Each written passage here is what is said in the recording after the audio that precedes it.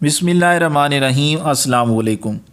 हज़रत ईसा अलैहिस्सलाम के हवारियों ने यह अर्ज़ किया कि ईसा बिन मरियम, क्या आपका रब ये कर सकता है कि वह आसमान से हमारे पास एक दस्तरखान उतार दे? तो हज़रत ईसा अलैहिस्सलाम ने फ़रमाया कि इस तरह की निशानियाँ तलब करने से अगर तुम लोग मोमिन हो तो खुदा से डरो। ये सुनकर हवारियों ने कहा कि हम निशानी तलब करने के लिए ये सवाल नहीं कर रहे हैं, बल्कि हमारा मकसद ये है कि हम शिकम सेर होकर खूब खाएं और हमको अच्छी तरह आपकी सदाकत का इल्म हो जाए, ताकि आप हमारे दिलों को करार आ जाए और हम इस बात के गवाह बन जाएं, ताकि बनी इसराइल को हमारी शहादत से यकीन और इत्मीनान कुली हासिल हो जाए और मोमिनीन का यकीन और बढ़ जाए और कुफार ईमान लाएँ।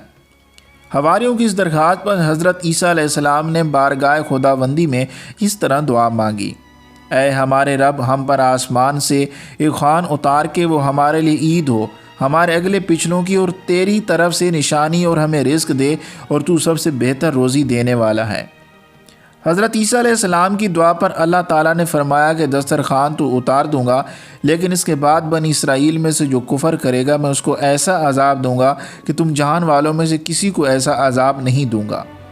चुनांचे अल्लाह ताला के हुक्म से चंद फरिश्ते एक दस्तरखान लेकर आसमान से उतरे, जिसमें 7 मछलियाँ और 7 रोटियाँ थीं। हज़रत इब्न अब्बास रज़ी अल्लाह ताला अन्हु से रिवायत है कि फरिश्ते दस्तरखान में रोटी और गोश्त लेकर आसमान से ज़मीन पर नाजिल हुए, और बाज़ रवायतों में ये भी आया कि तली हुई एक बहुत बड़ी मछली थी जिसमें कांटा नहीं था और उसमें रोगन टपक रहा था, और उसके सर के पास नमक और दुम के पास सिरका था, और उसके इर्द गिर्द किस्म किस्म की सब्जियां थीं और 5 रोटियां थीं। एक रोटी के ऊपर रोगन जैतून और दूसरी पर शहद, तीसरी पर घी, चौथी पर पनीर, 5वीं पर गोश्त की बोटियाँ थीं। दस्तरखान के इन सामानों को देखकर हज़रत ईसा अलैहिस्सलाम के एक हवारी शमऊन ने कहा, जो तमाम हवारियों का सरदार था, कि ऐ रूह अल्लाह, ये दस्तरखान दुनिया के खानों में से या आखरत के? तो आपने फरमाया कि ये तो ना दुनिया के खानों में से ना आखरत के, बल्कि अल्लाह ताला ने अपनी कुदरत कामिला से तुम्हारे लिए इस खाने को अभी अभी ईजाद फरमाया कर भेजा है। फिर हज़रत ईसा अलैहिस्सलाम ने बनी इसराइल को हुक्म दिया कि खूब शकम सेर होकर खाओ, और ख़बरदार इसमें किसी किस्म की ख़यानत न करना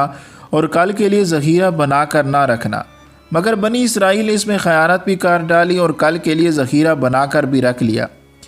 इस नाफरमानी की वजह से अल्लाह ताला का उन लोगों पर ये अज़ाब आया कि ये लोग रात को सोते तो अच्छे खासे थे, मगर सुबह उठते तो मसक होकर कुछ खंजीर और कुछ बंदर बन गए।